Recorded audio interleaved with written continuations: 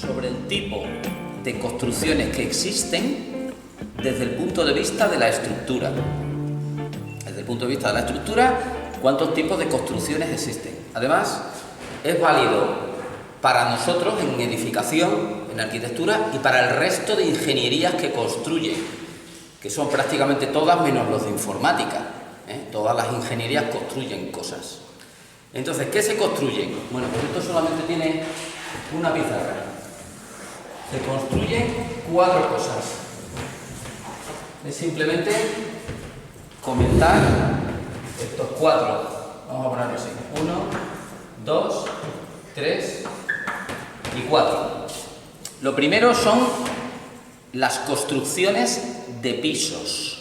Lo lógico es llamarles de pisos. Nosotros en España les solemos llamar de forjados.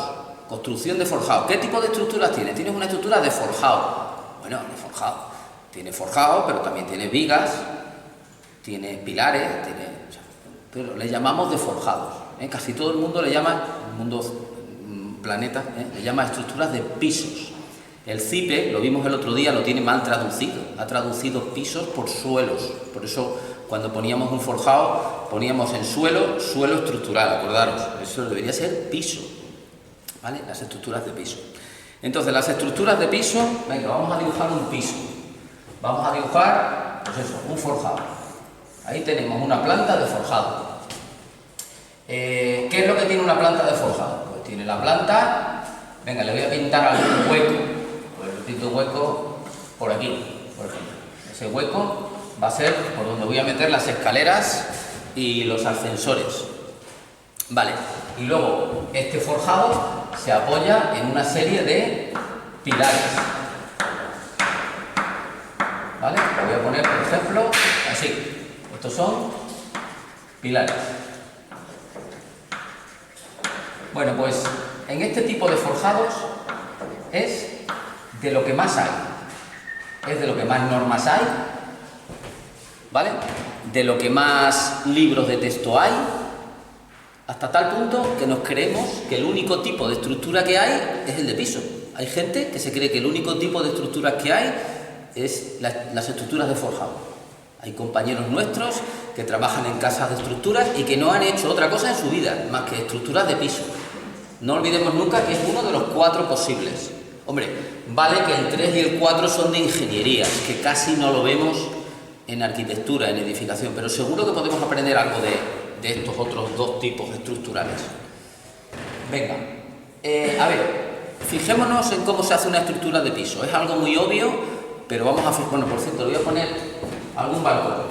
Voy a coger y hago un balcón aquí y otro aquí, por variarlo un poco. ¿Vale? Eso es una planta. Bueno, pues a ver, ¿qué particularidades tiene una estructura de piso?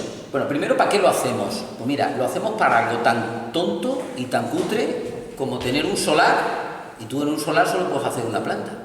Entonces, lo que haces es forjarla, el edificio, en distintas plantas, para dentro de un solar que tiene, yo qué sé, 100 metros cuadrados, pues poder construir 5 plantas, 500 metros cuadrados.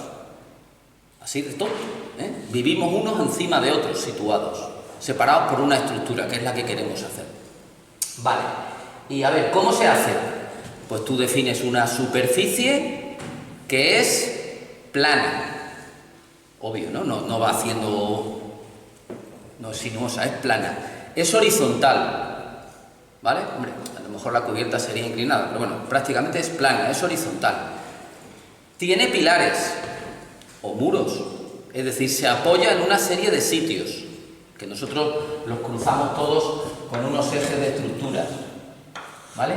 Venga, ¿qué más? Los pilares que hay en una planta se repiten en las siguientes plantas. Obvio, ¿no? Todos los pilares o muros están todos en la misma posición. Vale, eso nos da una geometría muy rígida. Nosotros no podemos movernos de esa geometría. Es obvio, ¿verdad? Venga, otra cosa. Esta estructura de piso pesa, porque tiene que ser de hormigón, normalmente. Tiene que ser de hormigón, salvo edificios históricos, son de hormigón. Y el hormigón pesa. Entonces, eso nos obliga a tener unas luces muy acotadas. Las distancias entre pilares y entre muros están muy acotadas. En clase nos dicen que, bueno, alrededor de los 5 metros. Vale, pues sí, podrán ser 5, podrán ser 4, podremos conseguir algunos forjados excepcionales que pueden llegar a 6 metros, 7 con un forjado reticular, pero si os fijáis, las medidas de las luces están muy acotadas, e incluso los cantos de estructura también, alrededor de 30 centímetros, 25, 35. ¿Por qué no le damos 50 centímetros? Pues porque el forjado pesaría tanto que lo convierte en inviable. Sería como si tuviéramos un animal, un perro, que pesara como un elefante. No tiene sentido. ¿De acuerdo? Tiene que haber una relación entre el tamaño y el peso de ese edificio. ¿Vale? Pues más cosas. ¿Cuáles son las acciones que hay en el cálculo de esto? Pues el peso propio, lo acabamos de decir, el peso es importante. Vale, ¿y qué más? Las sobrecargas de uso. En cada planta le vamos a meter un uso. Vivienda, pues lo que pese la vivienda. Habrá que valorarlo, lo que pesa la gente, los enseres, los armarios empotrados llenos de cosas, los cuartos de baño que pesan un poco más, esas son las acciones. ¿De acuerdo? El peso propio y de la estructura y las sobrecargas de uso, fundamentalmente. Vale, materiales estructurales con los que resolvemos esto. Pues, a ver, hoy día casi exclusivamente con hormigón. ¿Por qué? Pues porque la capa de compresión que está justo debajo del solado tiene que ser de hormigón por su carácter formáceo, su carácter monolítico. Tú viertes el hormigón y tienes una superficie continua. Si fueran elementos sueltos, como por ejemplo madera, barras de acero, tendrías que hacer un entramado, un tejido. En cambio el hormigón, al ser monolítico, te da esa facilidad. Luego ya tenemos hormigón para la capa de compresión. Oye, pues ya que estamos, lo hacemos todo con hormigón. Por eso se hacen casi exclusivamente con hormigón. Hace 100 años, cuando no había hormigón, pues se utilizaban otras soluciones distintas, las bóvedas, los entramados de piso de madera o metálico, por ejemplo, que son los edificios de piso que nos vamos a encontrar en el momento en que la construcción tenga más de 100 años. ¿Vale? Luego habrá una cimentación. La cimentación será del tipo que sea, directa, profunda, con pilotes, lo que sea. Normalmente, si el terreno es bueno, se hace una cimentación directa. ¿Vale? Y no sé si me habré dejado algo. Hay siempre un agujero en medio del forjado que es para pasar las comunicaciones. Como hemos dicho que vivimos todos unos encima de otros, pues hay que pasar por una serie de escaleras, ascensores, lo que tengas. ¿Vale? Venga, pues entonces, antes de calcular, ya hemos analizado cuáles son sus particularidades. Luego, se define una planta, un elemento, planta, y luego se coloca en altura. Venga, voy a coger este mismo edificio, más o menos esto es esto. Vale, pues venga, si esta es la fachada del edificio, por ejemplo, ¿vale? Aquí hay un pájaro. Venga, pues si tú quieres hacer un edificio de, ponte por caso, 4 plantas y que tuviera un sótano, voy a dibujar el sótano, así. Vale, pues ¿qué estructura le pones tú a eso? Pues normalmente le pones los pilares, con su cimiento, pilares, bueno, como sea, esa es la estructura que vas a hacer, a base de forjados y pisos. Aquí es donde vive la gente, estas son las sobrecargas de uso, aquí estará el coche, ¿no? El garaje, por ejemplo, y la sobrecarga de nieve, en caso de que nieve. Esa es la sección estructural. ¿Vale? Bueno, si se nos ha quedado alguna cosa, ya la iremos comentando. Vamos a ver entonces ahora qué distinta es del segundo tipo estructural, el segundo tipo de construcción, desde el punto de vista de la estructura. El siguiente son los edificios de cubierta, estos hemos dicho, de pisos. Pisos. Vale, pues ahora de cubiertas. De cubierta. De pisos y de cubierta. Venga, vamos a hacer un edificio tipo de cubierta. Pues yo voy a hacer un pabellón deportivo. Aquí coloco las gradas, la solera y voy a hacer un edificio que sea, coloco ahí algún tipo de estructura y forjo, por ejemplo, con esta solución.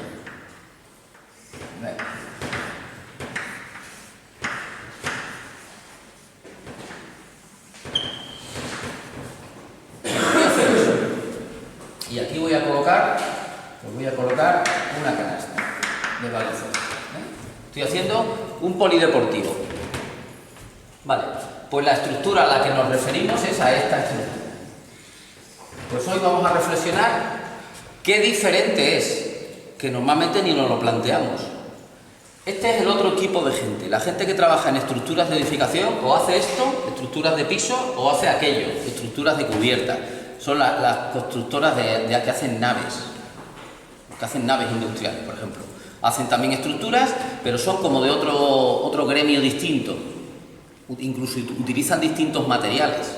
No utilizan hormigón in situ, utilizan acero y utilizan a veces hormigón prefabricado, pretensado. ¿Vale? Bueno, vamos a analizar simplemente con el dibujo, por esto este tema solo tiene 4 dibujos, porque con los 4 dibujos se explica todo perfectamente. A ver, aquí si os fijáis, no hay forjado. No hay forjado. El edificio yo lo he pintado intencionadamente empotrado en el terreno. Es decir, aquí habrá una solera, sí, habrá una solera, pero esa solera es un suelo que luego van a construir dentro de la estructura, pero no es estructura, aunque pudiera ser de hormigón, ¿vale? Incluso las gradas, normalmente se aprovecha la excavación en el terreno o con algún retoque. Eso lo hacen, hasta los romanos lo hacían, cuando hacían un teatro romano lo hacían así también, ¿vale? Excavaban en el terreno, aprovechaban para no tener que hacer movimiento de tierra. Vale, y entonces, ¿la estructura consiste en qué consiste? Pues consiste en cubrir un espacio. Cubrir un espacio, por eso se llama estructura de cubierta, aunque nosotros le llamemos una nave industrial. Luego, curiosamente, hay veces que no es industrial, hay veces que es una nave para un polideportivo, para una piscina, para un palacio de congreso. No es industrial, pero le llamamos tipo industrial, de hecho se le llama construcción de tipo industrial. Sí es importante que sepáis que esas estructuras van a ser muy parecidas, tanto si es un edificio industrial como si es un pabellón de congreso. Van a ser muy parecidas, ¿vale? ¿Y de qué dependen? Pues dependen fundamentalmente de sus dimensiones. Porque fijaos qué distinta es esa medida a esta otra de aquí. ¿Por qué he pintado una canasta, una pista polideportiva? Pues porque sus dimensiones son muy superiores a 5 metros. ¿Vale? A nadie se le ocurre colocar un edificio con pilares metido dentro de una piscina o metido dentro de un polideportivo. Es obvio, ¿no? Lo que estamos diciendo no hay que ir a estudiar a la universidad para verlo, para darse cuenta. Entonces, las luces aquí son muy distintas. ¿Cuánto? Pues no sé. A lo mejor tiene unas luces de 15 metros para alguien que quiere meter gallinas, ¿vale? O balas de paja, o aparcar autobuses, o un avión, pero puede tener 20, 25, 30, puede tener 60 metros para meter un avión, un hangar. Es decir, las dimensiones son muy variables, eso es lo que yo os quiero decir. Puede variar de 10 a 100 metros, ¿vale? Hay algunas luces inmensas, yo qué sé, el Palau Sant Jordi, por ejemplo, de Barcelona, pues tiene unas luces inmensas. Entonces, el esquema estructural que pongamos ahí va a depender de esas dimensiones. Para algunas dimensiones pequeñas, por ejemplo, la nave de meter gallinas de 10 metros de luz, te vale unos pórticos de los perfiles IPE estos que ponemos nosotros. Podemos hacer un pórtico que sea así, con perfiles IPE. Los acartelamos y podemos hacer una pequeña nave industrial. ¿Vale? Luego también las formas de las cubiertas son bastante básicas, o a un agua o a 2 aguas, porque el objetivo es formar unos planos inclinados para evacuar el agua. ¿De acuerdo? ¿Cuáles son las acciones que tenemos aquí? Bueno, pues la principal acción son las acciones, se les suele clasificar como meteorológicas. El viento y la nieve. Vamos con el viento, que lo ha mencionado aquí primero él. Pues el viento es determinante. ¿Por qué? Pues porque para poder construir un edificio de estas características tiene que no pesar demasiado. No tiene que pesar. ¿Por qué? Pues porque el peso propio sería determinante, tiene que no pesar. Entonces vamos a una estructura muy ligera. Acordaos del cuento de los 3 cerditos, o sea, no hace falta más para entenderlo. Si el edificio no pesa, pues entonces es vulnerable a la acción del viento. Normalmente la acción primaria del viento se sujeta por el peso propio, se resiste por el peso propio. Si no tiene peso propio porque es negativo para las luces que estamos manejando, pues no tenemos ese recurso. O sea, es como si fuera una tienda de campaña. Una nave industrial es una tienda de campaña a efectos del viento. Puedes decir, una persona de la calle puede decir, no, una nave pesa más que una tienda de campaña. Pues no. Si hacemos la relación entre el peso y el volumen que tiene, a veces no, a veces la tienda de campaña pesa más que una nave industrial. Por lo tanto, quien haya montado alguna vez una tienda de campaña sabe que es tremendamente vulnerable a la acción del viento. Hoy las tiendas de campaña estas del Decathlon, que vosotros no habéis conocido otras, no tienen la cantidad de cuerdas que tenían las de mi generación, que tenían cuerdas por todos lados. Como llegara alguno a la hora de montar la tienda de campaña y no pusiera todas las cuerdas, pues lo mismo por la noche tenía que irse al campo. Eso es lo que se llama traer los vientos. Los vientos, exacto. Las cuerdas de las tiendas de campaña se llaman vientos, porque son para el viento. ¿Vale? De todas maneras, la tienda de campaña del Decathlon, para estabilizarla es tan sencillo como meterle 4 piedras dentro, una en cada esquina, y ya está. Ya con eso no se lleva a la tienda de campaña, para cuando no estés dentro. ¿De acuerdo? Venga, estaba con las acciones. Hemos dicho, la acción meteorológica del viento es determinante. Por cierto, ya que estamos, a ver, los vientos en una tienda de campaña, lo pongo aquí pero luego lo borro, ¿vale? Venga, una tienda de campaña, de estas que antes se llamaban las canadienses, ¿no? Tienda de campaña canadiense. Venga, vamos a hacer aquí, abrimos. Esto sería una tienda de campaña. Vale, pues esto tenía aquí un palo. Aquí también tenía otro, por dentro, que normalmente se empotraba en el suelo. Y luego tenía estas cuerdas que se llamaban vientos. Es decir, aquí tirábamos una para acá y otra para allá. Aquí tirábamos una para acá y otra para allá. Allí lo mismo, una y otra.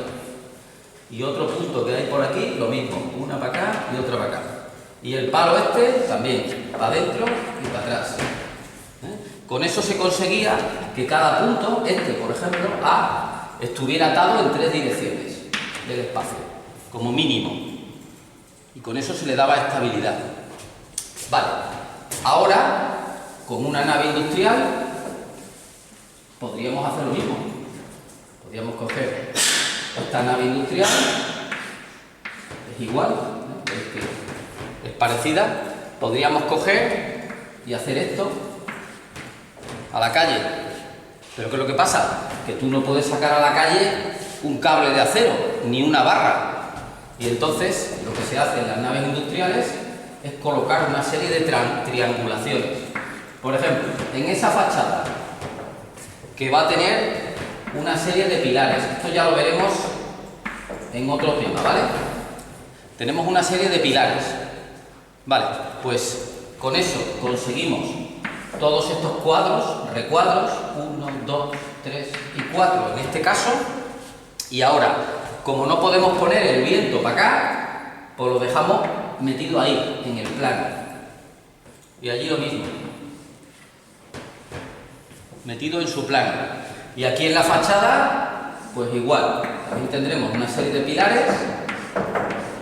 Y entonces, este punto le colocaremos ahí otro viento. ¿Vale? ¿Qué es lo que hacemos? Pues lo que hacemos es que cada uno de las esquinas de la nave sean rígidas, que no puedan moverse. O sea, estamos haciendo lo mismo.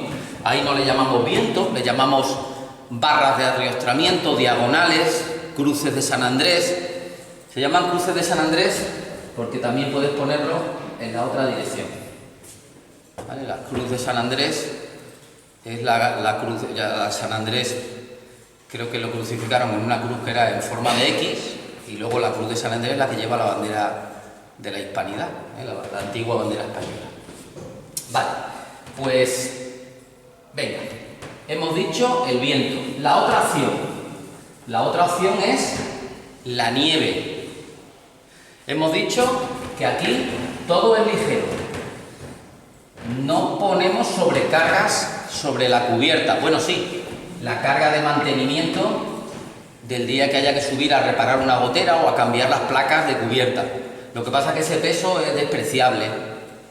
Pesa más la nave que el peso de los tíos que van a ir a reparar. ¿De acuerdo? O sea, esa sobrecarga de uso, de mantenimiento, es despreciable. El viento lo hemos tenido en cuenta, como os he dicho antes. Vale, pero el día que nieve, ese día la has liado. ¿Vale? Luego la probabilidad de nieve, el valor de la carga de nieve, es determinante. Por ejemplo, si la nave la estamos haciendo en Cádiz, fijo que vamos a tener poca carga de nieve. Alguna tendremos que considerar, la que diga la norma, pero intuimos que va a decir poca nieve. ¿Por qué? Pues mira, primero porque está a nivel del mar. ¿De acuerdo? Cádiz ciudad está a nivel del mar. A nivel del mar, la cantidad de nieve que cae depende de la altitud. A nivel del mar cae menos. Y luego también depende del clima. No es lo mismo el clima del sur de la península o de Canarias que el clima del norte de la península. Por ejemplo, en San Sebastián, en la playa de la Concha, suele nevar algunos años y sale siempre en el telediario porque es llamativo ver la nieve y el agua. En las playas del norte puede llegar a nevar. También está a nivel del mar, a nivel del agua, a nivel cero, pero ahí hay un poquito más de riesgo de nieve por el clima que hay. O sea, depende de la zona y depende de la altitud. Eso ya lo veremos cuando veamos acciones, ¿vale?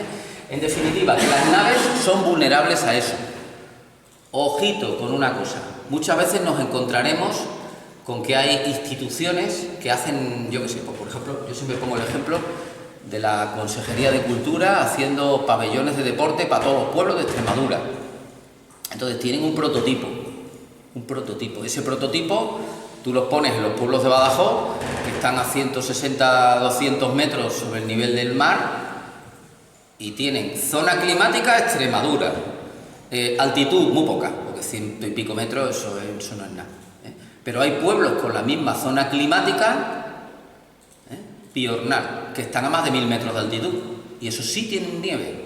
Entonces, ¿vosotros qué pensáis? ¿Que cuando han hecho el prototipo han hecho el mismo o que lo han reforzado? No vamos a preguntar mucho, ¿vale? No vamos a preguntar. Entonces, ¿qué es lo que pasa? En un pueblo de Badajoz no hay riesgo de nieve y probablemente no hayan tenido en cuenta la carga de nieve o un valor muy pequeñito y ese mismo prototipo lo han calzado en Piornal. Ojo con ese error. Por eso siempre incido mucho que las cuestiones estructurales, más que de cálculo, son de concepto. Por eso hago tanto énfasis en ello, ¿vale? Venga, pues no sé, creo que lo hemos visto todo. Acciones, peso propio, sería importante para reducirlo. Hacemos un edificio con estructuras que puedan ser ligeras, con cerchas, se puede hacer con madera laminada. Con madera laminada se puede hacer. Por ejemplo, las piscinas climatizadas. Las piscinas climatizadas ya han salido varias veces, tanto por la madera laminada, que te permite grandes luces, más grandes que el tronco del que están sacadas los listones, de los que se hace la madera laminada, por el ambiente, por las luces, porque es una estructura ligera, etcétera.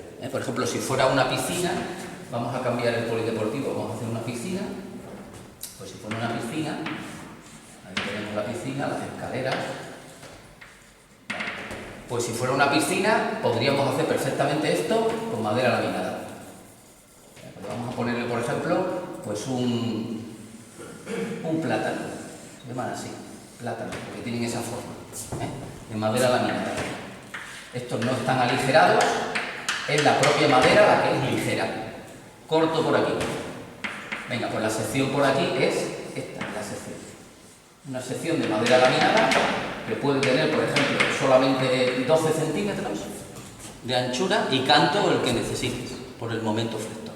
Se puede hacer vía apoyado aquí y aquí, sobre unos pilares, por ejemplo, pues metálicos o de hormigón, que se quedan disimulados con el cerramiento. ¿Vale? Venga. Combinaciones de los dos. Alguien habrá pensado, bueno, yo puedo hacer un edificio de pisos y ponerle encima una cubierta. Claro, sí. Hombre, lo que pasa es que si tú haces sobre el último forjado plano una cubierta de tabiquillos palomeros, ¿vale? Los tabiquillos palomeros o las tejas tienen tan poca entidad que nosotros a esto ni siquiera le llamamos estructura. Decimos que es una cosa de albañilería. Ni siquiera le llamamos estructura. De hecho, los materiales de los que está hecho, tabiquillos de ladrillo, tablero de rasillones, capa de hormigón. Ese sería el soporte o estructura de la cubierta, de la cobertura, sería cobertura de teja. Pues todo eso es de albañilería. Ahora bien, podéis decir, no, mira, yo hago una cubierta y me ahorro ese forjado, ¿vale?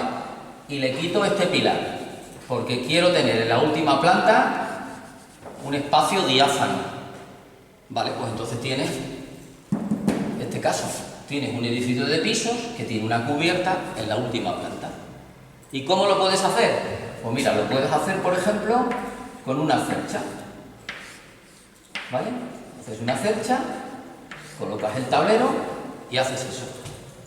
Esa sección es buenísima. Lo que pasa es que no en un edificio alto, sino en un chalet, en una vivienda unifamiliar. ¿Vale? Es una sección, desde el punto de vista arquitectónico, muy bonita y fácil de construir. Tú te haces el primer forjado de piso, que es el suelo de la planta alta, y luego cubres todo con unas cerchas o con madera laminada, y tienes espacio diáfano. Los loft, que se llevan tanto. Puedes hacer un loft perfectamente así. En una vivienda tienes normalmente 2 o 3 plantas, pues haces 2 plantas con forjado y la última totalmente diáfana. No vas a tener limitaciones estructurales y se construye muy bien. Lo que tiene que tener el estructurista en la cabeza es que está haciendo un híbrido entre una estructura 1 y una estructura 2. No pasa nada. Simplemente tú llegas con los pilares hasta el último forjado plano y luego tienes que salvar de lado a lado con una estructura que pese poco. ¿Vale? Eso tenerlo en cuenta porque es un recurso interesante desde el punto de vista arquitectónico. Hay arquitectos que simplemente con esa sección estructural le han sacado muchísimo partido y están todos los días en las revistas de arquitectura. Eso es lo que tienen. Han aprendido a hacer esa sección. Y sin embargo hay otros pues, que se cortan, que se creen que eso no se puede hacer. Se puede hacer. ¿Vale? Venga, pues estos son los 2 tipos de construcciones desde el punto de vista estructural que más tenemos en edificación y en arquitectura. El puente. A ver, ¿en qué consiste un puente? Pues, venga, un puente consiste, ahí dibujamos el río, un puente consiste en salvar de lado a lado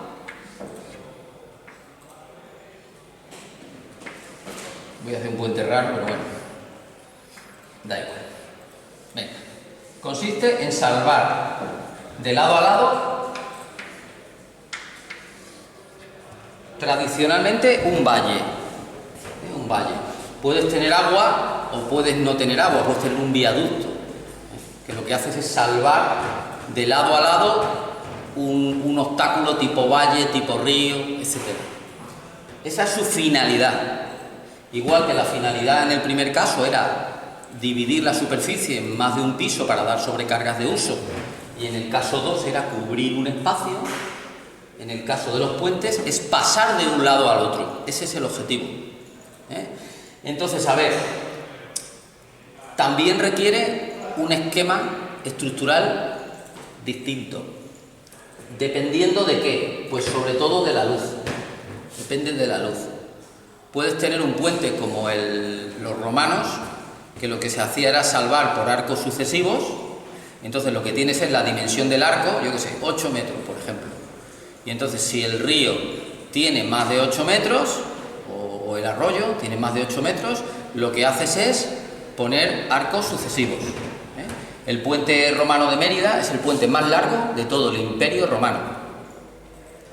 ¿Vale? A veces no necesitas tantos arcos, puedes hacerlos con 3 o 4 o 5, pero hay veces que la altura que salvas es enorme. Por ejemplo, el puente romano de Alcántara, que es el más alto de todo el Imperio Romano. Los mejores puentes del Imperio están en Extremadura, que lo sepáis.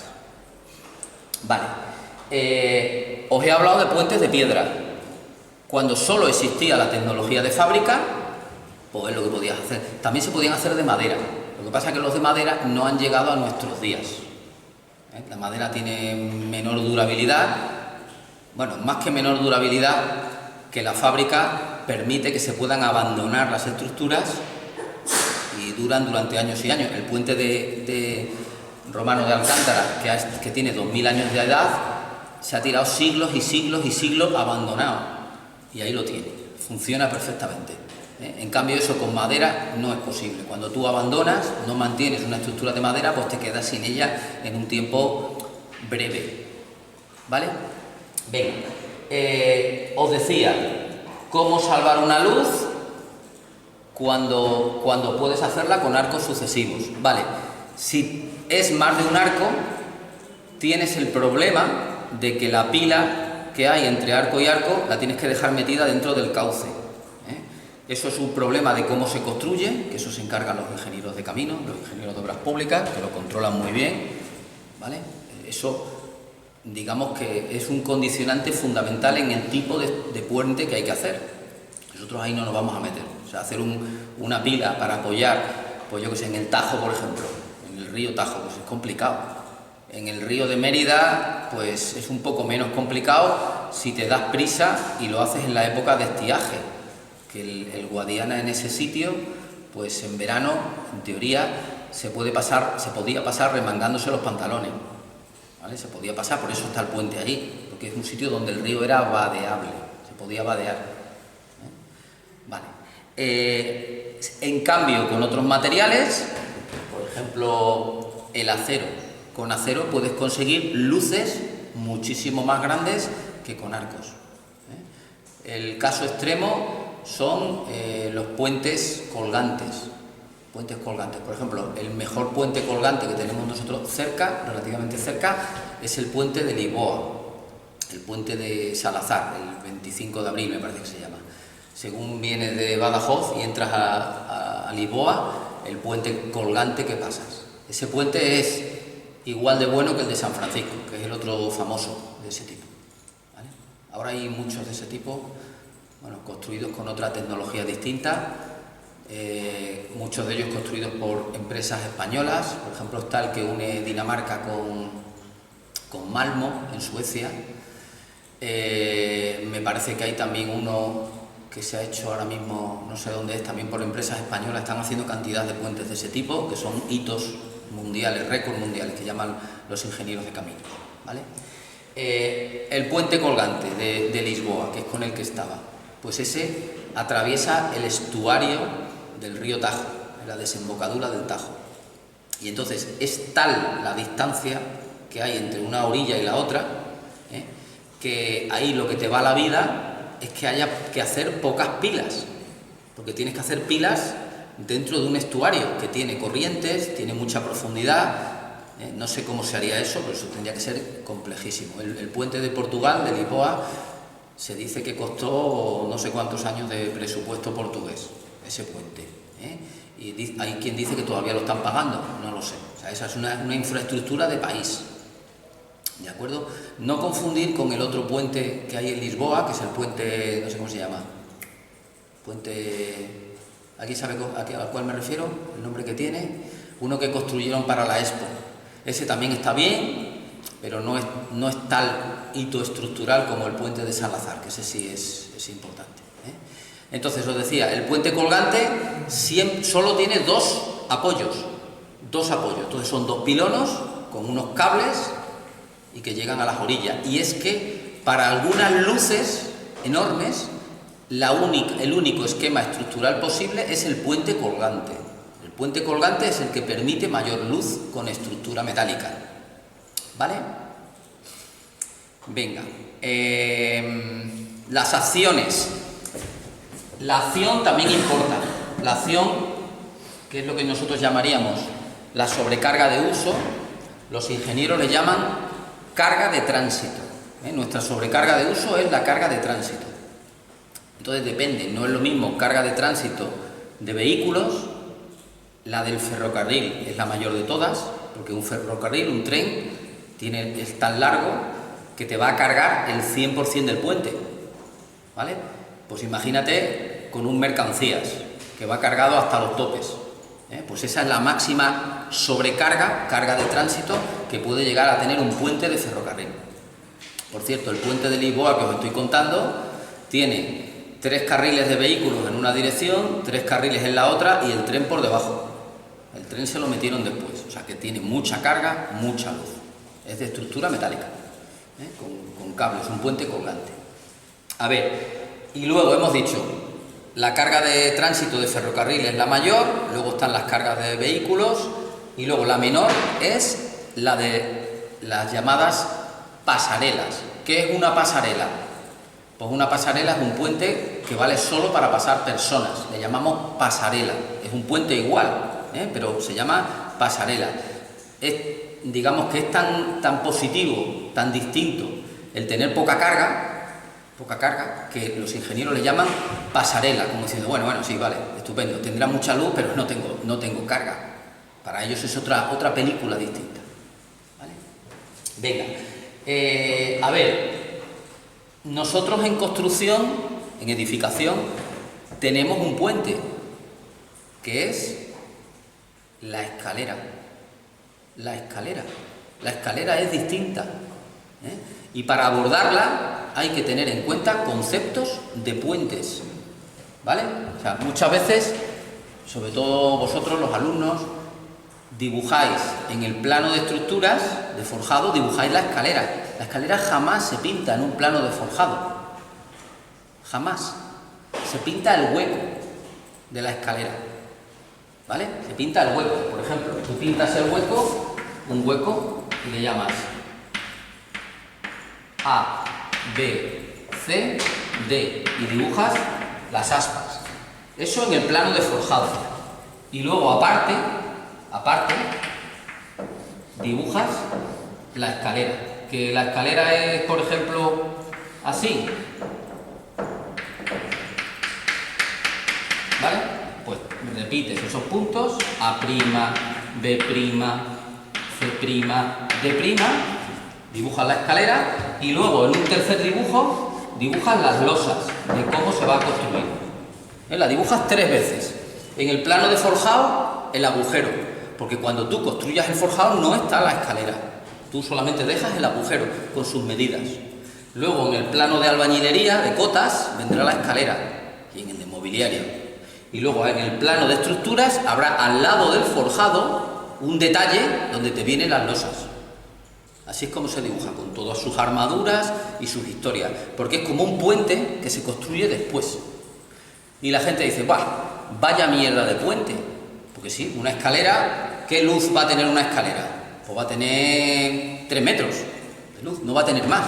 3, hombre, si es de un solo tiro, a lo mejor tiene 4 metros, pero claro, no llega a las luces de la estructura de piso y tampoco llega a las luces de un puente ni de una pasarela, ¿vale? Sí, pero tiene una dificultad añadida, y es que la escalera hace así, así y así, y ahí es donde se lían los ingenieros. Los ingenieros solamente trabajan en plano, y cuando tú a un ingeniero de caminos o a un ingeniero industrial le das una cosa que hace así, así, así, se lía, siempre. Le pasa a los alumnos en los primeros años de construcción, a nosotros, a vosotros, os pasa, le pasa al albañil. Hay una frase que dice, si quieres saber si un albañil es bueno, mira a ver cómo hace la escalera. Yo también la tengo para los alumnos, si quieres saber si un alumno sabe, mira a ver cómo hace la escalera. No falla, ¿vale? La escalera es difícil en cuanto a su trazado. Desde el punto de vista estructural es una gilipollez, una escalera, porque no tiene luz, casi, ni tampoco tiene carga. La carga que tiene es una pasarela, es solo para pasar personas por la escalera. Entonces, ¿cuál es la acción mayor de una escalera? El peso propio. Porque ¿de qué la vamos a hacer? ¿De hormigón?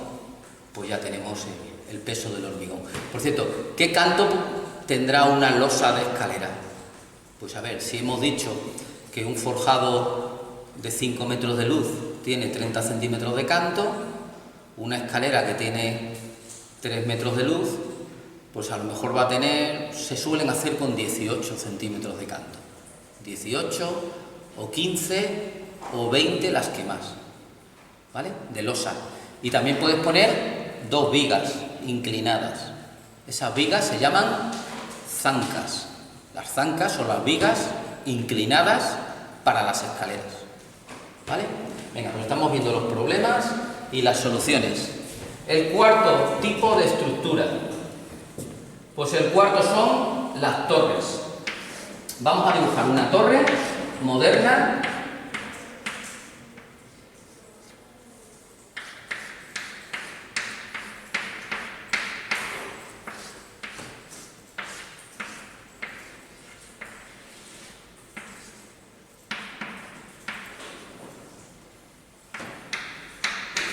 y una antigua.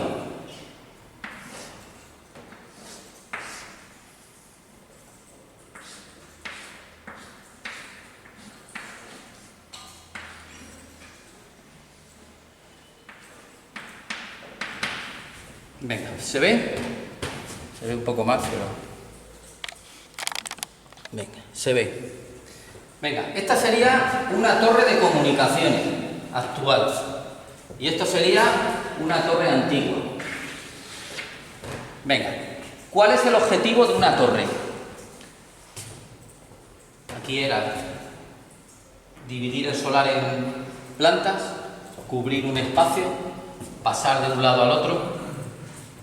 El objetivo de una torre es subir algo a una determinada altura. Ese es el objetivo de la torre. Subir algo a una determinada altura. Ejemplos. La torre campanario. Subir una campana a una determinada altura. ¿Para qué? Para que se oiga más lejos. Así de tonto. Así de tonto.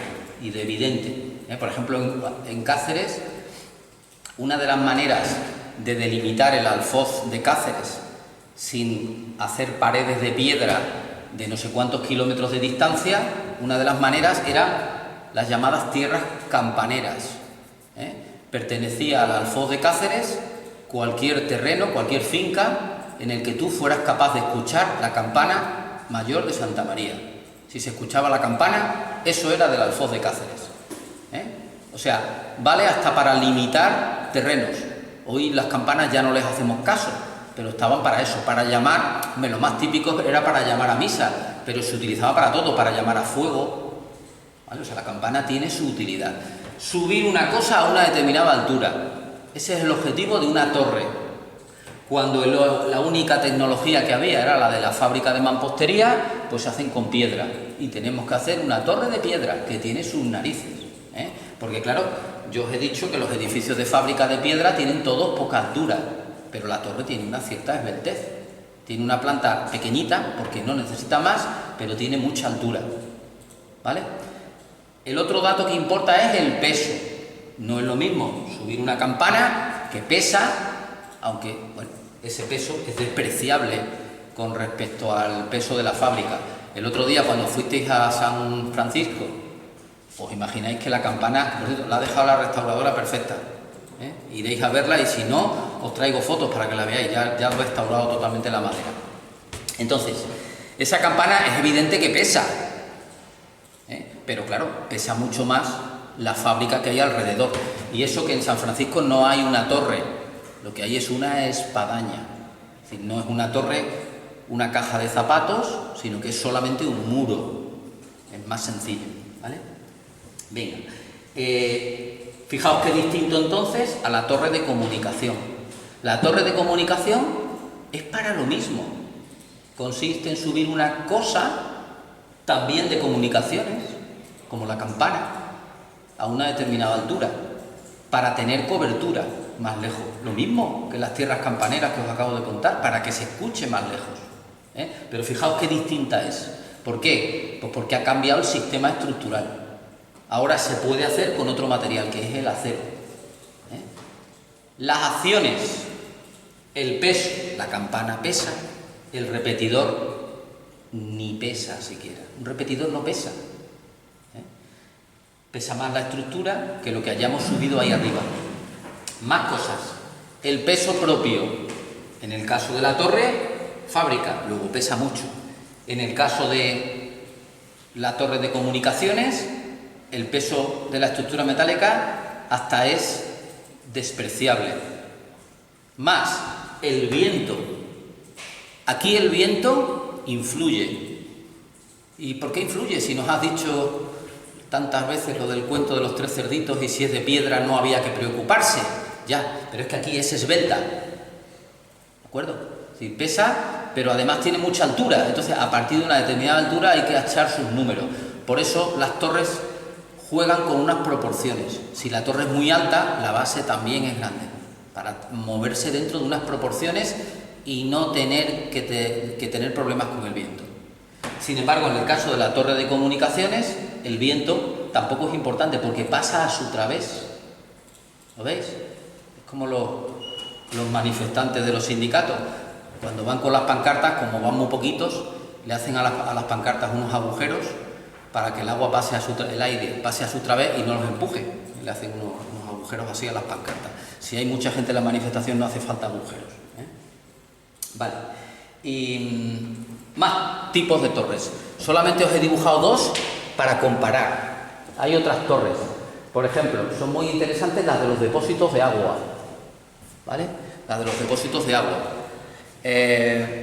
Cuando haces una torre para un depósito de agua, ¿qué es lo que subes a una altura? Agua.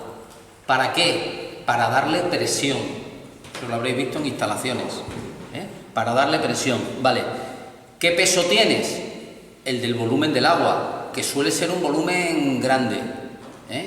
No sé si os habréis fijado, yo no me quiero extender demasiado, pero si os habéis fijado en los depósitos que hay, por ejemplo, en los poblados de colonización. Fijaros que en Cáceres y en Badajoz tenemos muchos. Pues muchos de estos depósitos son como una especie de copas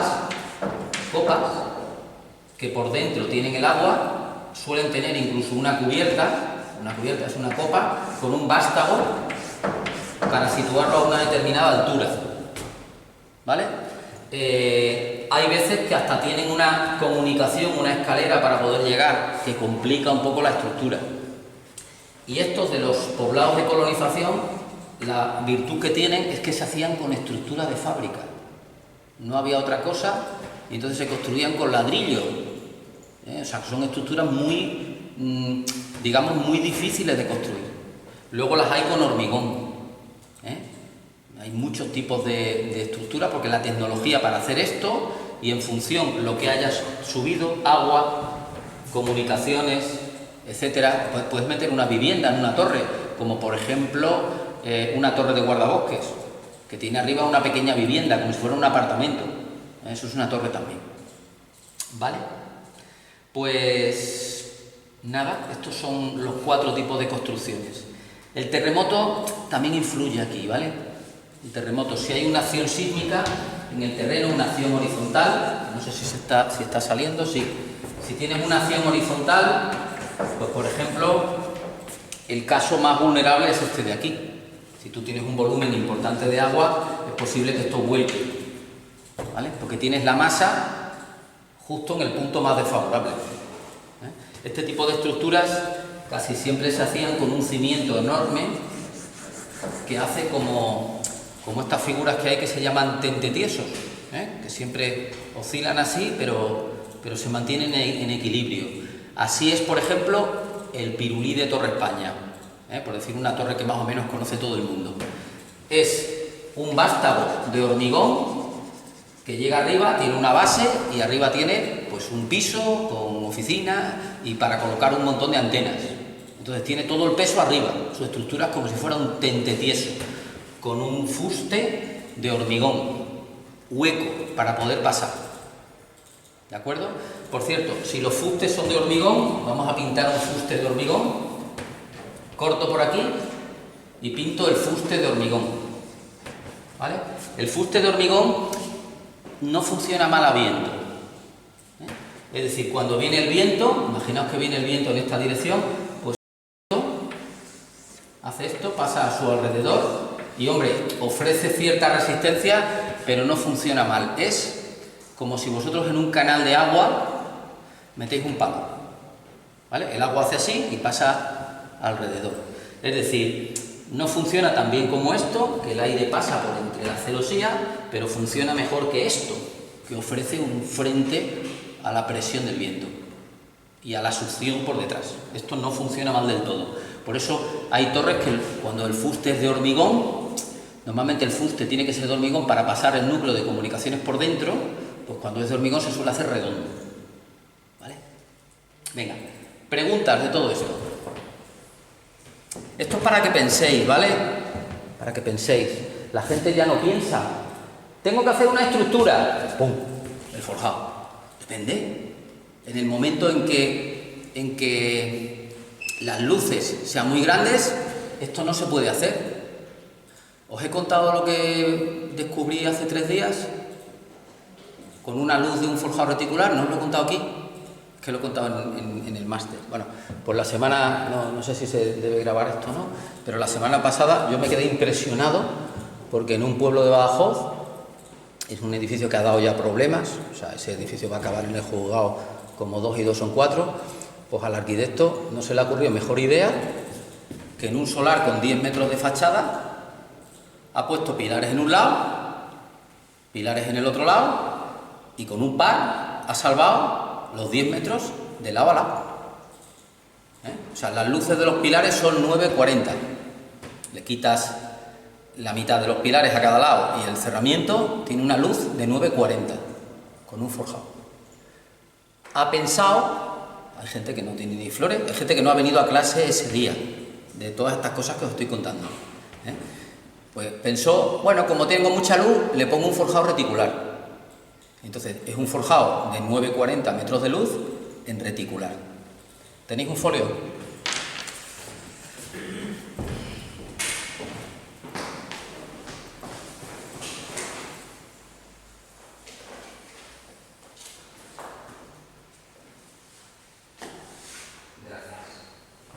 Mirad, esta estructura es bidireccional. Esto es como si fuera una losa. Es bidireccional. Tiene el mismo canto en un sentido y en el otro. Si esto es bidireccional, si yo esto lo apoyo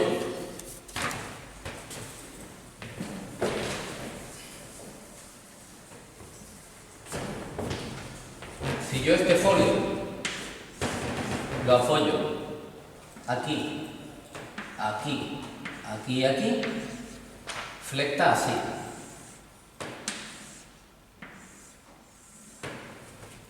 ¿Vale? No lo sé explicar. Vale. Sería como si fuera un pañuelo o una manta que la cogemos por las 4 esquinas. Es decir, flecta de manera bidireccional, así y así. ¿Vale? Hombre, va a flectar más en un sentido que en el otro, porque entre aquí y aquí hay más luz que entre aquí y aquí. Pero trabaja de manera bidireccional, como una manta que cogiéramos entre 4 esquinas. ¿Vale? Bien, ahora, si tú coges la misma manta, esto es difícil de explicar, vamos, difícil de entender. Si tú coges la misma manta, veis que es la misma manta, y tú resulta que como en este caso tienes 10 metros de fachada, bueno, no hace falta mentir, el que tiene razón no necesita chafar. 9,40 metros. Vale, si tú en esa dirección no puedes poner pilares porque quieres tener ahí una plaza de toros, pero pones pilares aquí, cada lo que tú quieras, es decir, cogemos la manta y aquí ponemos 4 personas, 1, 2, 3 y 4, y aquí otras 4 personas. Pues el mismo forjado reticular, la misma manta, el mismo folio, el mismo pañuelo, flecta así. Hombre, aquí también habrá una flecha, pero vamos, es despreciable, casi que nada. Por lo tanto, todo flecta como unidireccional. O sea, que si pensaste que poniendo un forjado reticular resolvías el problema, te has equivocado. ¿De acuerdo? Tienes un forjado bidireccional, construido y pagado y armado como bidireccional, pero tienes las flechas que corresponden a 9,4 metros en vano aislado. Y las has cagado, ¿no? ¿De acuerdo? Eso es un fallo de diseño, no es un fallo de cálculo, porque esto se lo mete al programa informático y los nervios le han salido con 2 redondos del 25. Cada nervio de forjado reticular tiene 2 redondos del 25. 2 redondos del 25. ¿Y qué? Si no es un problema de estado límite último de momento flector, es un problema de estado límite de servicio de flecha. ¿Por qué? Porque su geometría es espectacular. 9,4 metros de luz en vano aislado con un canto de 30 centímetros. ¿Vale? Un error de concepto, solamente. Y ahora hay que arreglarlo. Pues tiene arreglo, todo tiene arreglo. En construcción, todo tiene arreglo. Le das unos pilares. Lo que pasa es que eso pasaría por tener que colocar unos pilares interiores. Pero bueno, hay posibilidades. Porque mira, en la planta,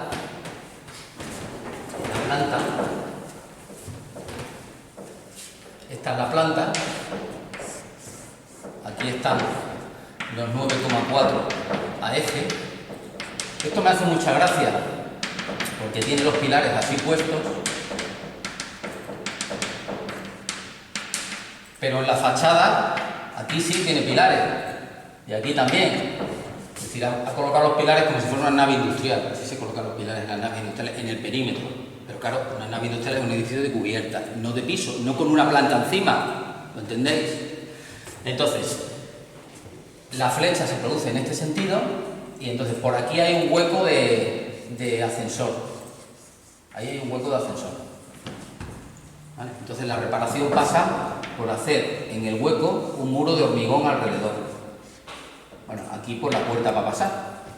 Entonces ya veremos en el tema que vamos a ver ahora, que vamos a empezar ahora, que una de las maneras de rigidizar un edificio de pisos, que viene muy bien, es hacer un núcleo de arriostramiento en el hueco del ascensor o de las escaleras. Entonces ahí el hueco de ascensor está bien, porque todavía no he echado cuentas, pero más o menos esto es 1,80 m, o sea que ya pasaría de tener 9,40, pasaría a tener 7 metros de luz. Es como estás apuntalando en el medio, y ya con 7 metros ya consigues cosas. ¿Vale? Y luego habría que apoyarle aquí a aquí algún tipo de viga. Entonces ya puedes hacer cosas, se puede arreglar. Técnicamente se puede arreglar cualquier cosa. En medicina hay veces que no. Como te pongas muy malito te vas para el otro barrio. Pero en construcción todo se puede arreglar. Otra cosa es el coste que tenga. ¿Vale? El coste. Venga, preguntas del tema 4. El tema 4 es muy bonito, no solo de explicar, que a mí me gusta mucho, sino de pensar y de aprender, porque ya tenéis lo que hemos visto en los temas anteriores, hemos visto distintos materiales, distintas masas, etcétera, etcétera, y podéis pensar. Como no penséis, como os limitéis a leer los apuntes y ver que no viene nada, como ponga una pregunta de test de las de pensar, os pillo. Pero la cuestión no es esa, la cuestión es que debéis de utilizar el tema, un tema que es de una hora y pico, para aprender, por favor. Para que luego esos conceptos los tengas claros y cuando te pongas delante de un programa informático, como le ha pasado a esta persona, pues lo sepa leer, lo sepa interpretar, sepa manejar el programa. Si el programa te lo va a hacer todo. Fijaos, está calculado con el CIPE, en este caso. El CIPE es un excelente programa de cálculo de estructuras. Pero, por ejemplo, la flecha en los forjados reticulares no se sabe calcular, ni viene en la norma ni se puede calcular. Hay cosas que no se sabe hacer todavía, no sabemos ir a Marte, no sabemos calcular la flecha de un forjado reticular. Puedes hacer unos números ahí, pero no hay fiabilidad con lo que de verdad va a comportarse el edificio una vez construido. Entonces el programa CIPE, cuando tú le metes un forjado reticular, te dice, el programa no calcula la flecha de los forjados reticulares. Pero claro, no la calcula porque no se puede. ¿Me explico? Entonces el programa se cura en salud diciendo, no se puede calcular la flecha de los forjados reticulares. Pero el que está al otro lado del programa tiene que saber, oye, si no se puede calcular, voy a mirarme esta tabla, la que vosotros dais en clase, donde en función del canto te da la luz. Vamos, si entráis en ella, a este tipo de forjado, te deja 6 metros, no te deja 6. No llega a 6, 5, 70 y pico. Y le ha dado 9,5, ¿vale? La verdad es que se puede hablar bastante de puentes en poco rato, simplemente consultando 2 sitios de Extremadura, que son Mérida, vamos a ir a Mérida, y luego vamos a ver Alcántara. Hubo un ingeniero, que ahora mismo no me acuerdo el nombre, que dijo que ningún ingeniero construya un puente sin haberse pasado antes por Alcántara. Bueno, vamos con Mérida primero. ¿Lo veis, verdad? Venga. A ver, la particularidad que tienen los puentes en ríos importantes es que como se hace uno de higos a brevas, pues veis una ciudad como por ejemplo Mérida, que tiene un río importante, el Guadiana, tendrá varios puentes y cada uno de ellos estará construido en una época distinta y por lo tanto con un sistema estructural diferente. Entonces ahora mismo Mérida tiene 1, 2, 3, 4 con el ferrocarril y 5 con el de la autovía. Entonces, nosotros vamos a comentar el mejor de todos ellos, que es el romano, que es este que está aquí. Entonces, veis, bueno, se ve simplemente por la oblicuidad de la fotografía aérea, que es un puente de arquitos. ¿No veis que tiene un estribo cada poco? ¿Vale? Un estribo cada ¿cuánto? Pues vamos a medirlo. A eje de las pilas, aproximadamente, pues puede tener, pues eso, puede tener 13, 40, pues 26, sí, unos 13 metros a eje. Los arcos son más pequeños. Son unos arcos importantes, pero es una serie de arcos sucesivos para pasar el río. También una anécdota que os cuento, y es que, bueno, anécdota, y es que el puente está hecho en el sitio más fácil para vadear el río, donde con anterioridad existiría un badén, porque es un río que en las épocas de estiaje, en verano, pues se puede pasar remangándose los pantalones. Luego, bueno, pues harían un primer vado y luego donde estaba el vado hicieron el puente. Llamo vuestra atención, fijaros qué tontos eran los romanos, que hacen el puente más largo del imperio, que mide, pues vamos a ver, desde la Alcazaba, desde aquí, hasta el primer arco que está más o menos por aquí, hay algunos arcos tapados, pues mide 700, unos 800 metros de largo mide el puente. Pero fijaros qué tontos eran que siguieron haciendo arcos cuando el río era más estrecho. ¿Os creéis eso? No, porque el cauce del río marca. Exacto. El cauce del río es desde aquí hasta aquí. Lo que pasa es que en los siglos posteriores se ha invadido el cauce. Cuando hay riada, el río marca los suyos. Eso, muy bien. Cuando hay riada, el río dice, esto es mío. Vale, este barrio que hay aquí, que cuando te pones aquí, vamos a Google Street View y lo veis si queréis. O sea, te pones aquí hay un bar famoso de Mérida, te pones aquí y ves ahí los arcos a la izquierda. ¿Veis? El puente llega hasta aquí, hasta la Academia de Función Pública de Extremadura que está aquí. ¿Vale? Eso si alguna vez hacéis las oposiciones de la Junta, conoceréis ese edificio. Vale, pues entonces, lo que ha ocurrido es directamente que el cauce está invadido por este barrio entero. Este barrio es curioso, la toponimia de los sitios, tanto la oficial como la no oficial. Ese barrio es conocido en Mérida como El Bizcocho. ¿Por qué? Porque se moja. Cuando sube el río, se moja. Entonces es conocido popularmente como El Bizcocho. Es decir, que este cauce que hay aquí es un cauce estrechado a un río, que el río, vamos, ese río cuando lleva agua, vamos, yo lo vi cuando las inundaciones de Badajoz, que hubo menos en Mérida, y es que la palabra es acojonante. O sea, tú veías como el agua, un flujo que lo veías correr, o sea, troncos que llevaba arrastrados, los veías a una velocidad que te mueres, daban contra el puente romano, que casi que el agua llegaba a los pretiles.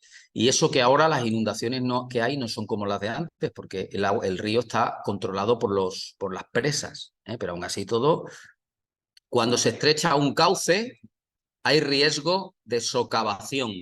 aumenta la velocidad del agua, por decirlo de una manera así muy básica, y hay riesgo de que se socave aguas abajo. Eso ocurre en prácticamente todos los ríos y aquí tenemos un buen ejemplo, ¿eh? Todo este barrio está metido dentro del cauce. También está metido el pabellón de congreso de la Junta, que está aquí, ¿vale? Está metido este otro puente que hay aquí, que es el de Calatrava, conocido como Puente de la Constitución, que tiene un arco aquí, no sé si lo veis por la sombra, ¿eh? Bueno, pues este tiene mucha más fama, pero vamos, le da 40.000 vueltas el romano en cuanto a esquema estructural. Este es el mejor puente de todos los que hay allí. El monumento de Calatrava, como dicen los que no les gusta Calatrava, más que construir puentes, lo que hace es monumentos al puente, ¿eh? Dicho un poco con ironía. El arco, por ejemplo, pues es un arco muy bonito, como hito urbano está bien, pero vamos, primero construyeron el tablero del puente y luego le pusieron el arco. ¿De acuerdo? O sea que su sentido estructural, que es de lo que estamos hablando nosotros, no es el mismo. Y luego, a ver, el otro puente que es muy bueno es el metálico. El puente metálico, el puente del ferrocarril. Para el que no lo sepa, Mérida es un nudo o fue un nudo ferroviario importantísimo. Tiene un buen puente metálico. La estación está luego un poquito hacia el este, está aquí. La estación está donde el acueducto de los Milagros, que es este de aquí, que lo veis perfectamente por la sombra. Aquí está una de las estaciones que fue de las más importantes de España, fuera de una ciudad importante. Vale, pues ahí tenéis el puente metálico, que el puente metálico también es muy interesante de ver en su tipología de estructura de acero. Es una cercha y el puente pasa por dentro, con una serie de pilas más separadas. Bueno, no lo vamos a ver, aunque mira, quizá desde aquí se ve bien. También con el Google lo podemos ver. ¿Vale? Nos giramos y ahí tenéis el puente metálico. ¿Lo veis? Es una cercha y el ferrocarril pasa por dentro, por aquí, es por donde pasan las vías, con unas pilas de fábrica. Es un puente, me parece que ha habido intentos de declararlo, porque también es un hito en su, pues en su tipología. ¿Vale? Los otros pues no son tan buenos desde el punto de vista estructural y no merece la pena comentarlos en el tiempo que tenemos. Por cierto, aquí, en este barrio, yo recuerdo que hace muchos años hice una casa, hice un proyecto, en la calle Gerard Brennan, que no sé cuál es, una callejina de... Esto es un poblado de estos construidos sin control, ¿eh?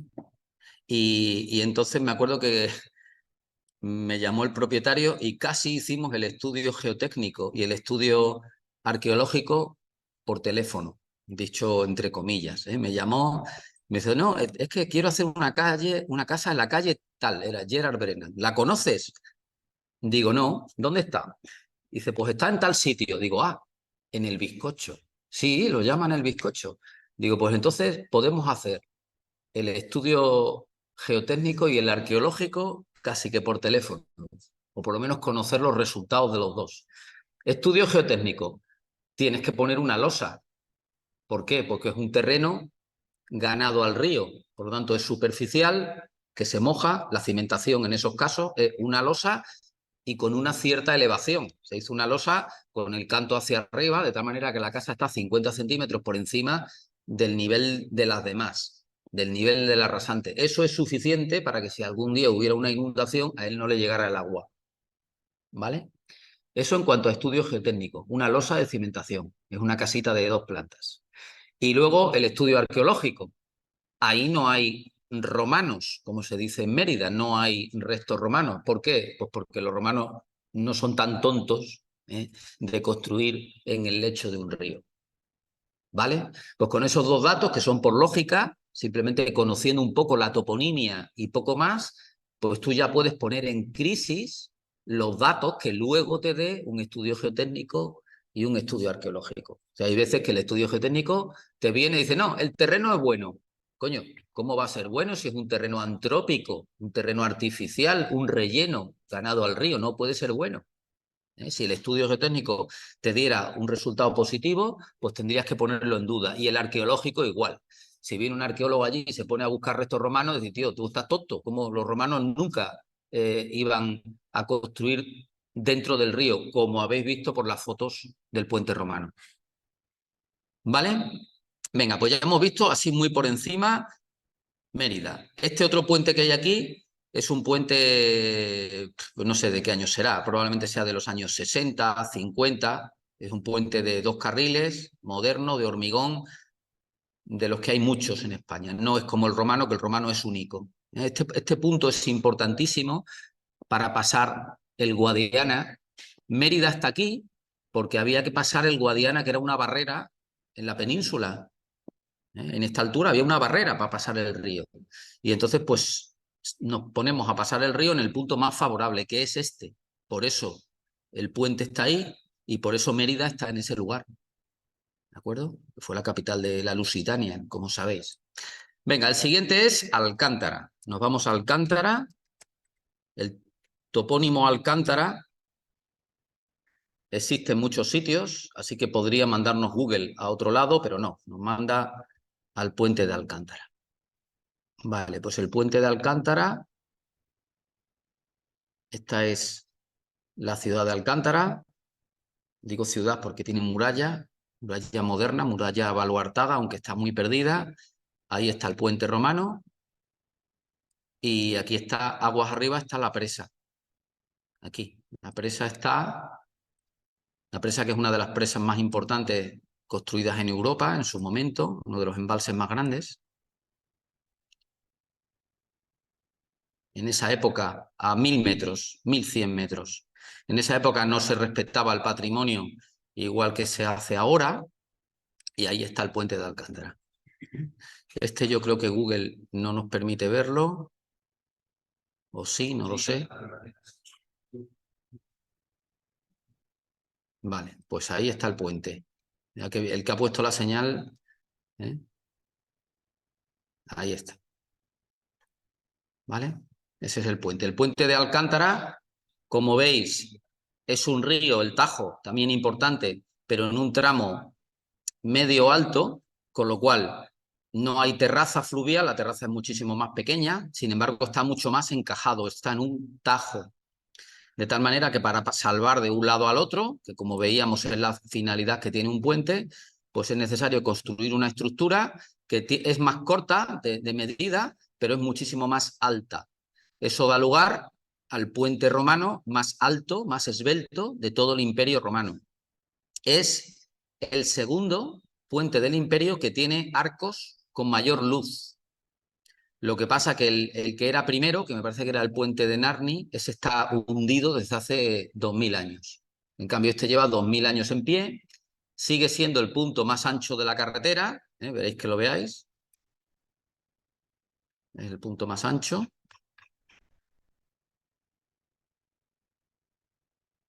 De la carretera, da la vuelta aquí. Aquí. Se cruzan 2 camiones perfectamente. Fijaos la previsión que tenían los romanos. Y al otro lado, a este lado, justo a mi espalda, aquí, está el templete. El templete conmemorativo con la placa. La placa dice que este puente, construido por el arquitecto Julio Gallo Lácer, durará mientras dure el mundo. Encima cachondeo. Bueno, hay quien pone en duda últimamente la placa, pero vamos, lo que está claro es que un ingeniero no lo construyó porque la ingeniería surge en el siglo XVI. Faltaban 16 siglos todavía para que aparecieran los ingenieros. Vale, como vimos el otro día, pues las pilas son de hormigón. ¿Acordáis que os lo dibujé en la pizarra? Vimos que la pila era como si fuera un pentágono, como si fuera el escudo del Atleti. Pues como veis aquí, lo que hay es un encofrado de sillares y por dentro es hormigón romano, opus caementicium, hecho de cantos y de un cemento que se vertía entre esos cantos, que no están aparejados, están simplemente metidos dentro del encofrado, y un cemento fluido que se hacía a base de cal, puzolana volcánica, arena y agua. Entonces, con eso se hace un material más resistente que permite hacer las pilas de menor sección y, por tanto, es más esbelta. Es hormigón romano con seguridad. ¿Vale? Venga, pues ya hemos visto los puentes. ¿Alguna pregunta?